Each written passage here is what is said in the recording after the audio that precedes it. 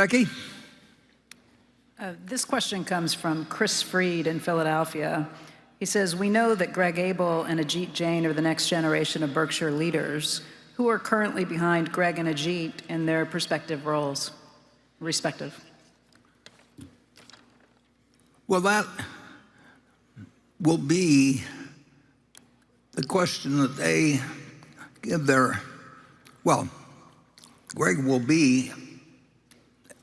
have some extraordinary circumstances, but he's going to succeed me. And then he will be sitting in a position where he needs his equivalent or something close to his equivalent, because he's better at many things than I've been.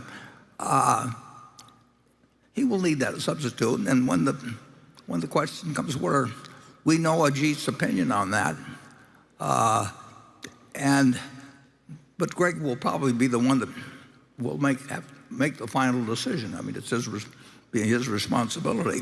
And Ajit will give him his best advice, and I think the odds are very, very, very high that Greg would follow it. So, but those are not easy questions. It isn't like everybody talks about the executive bench and all of that sort of thing, which is baloney. I mean,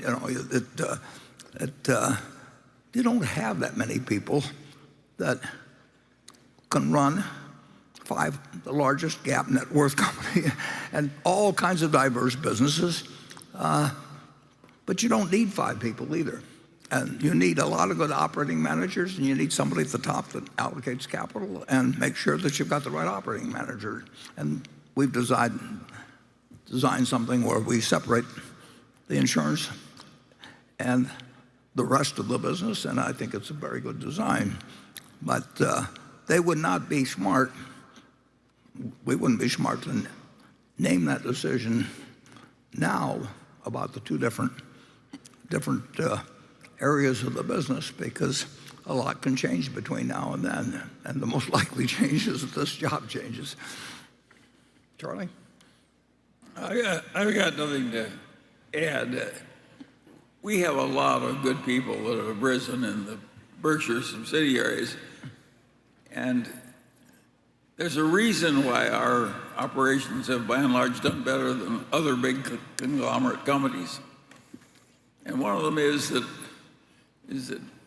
we change managers way less frequently than other people do. And that's helped us. When Paul Andrews died, we knew who he thought should take over there, but there wasn't any reason to announce that. I mean, Paul Andrews I wish he'd lived to be 100. We had one of our managers die not long ago, and how old was he at Garin? Yeah, mid-90s, Seymour.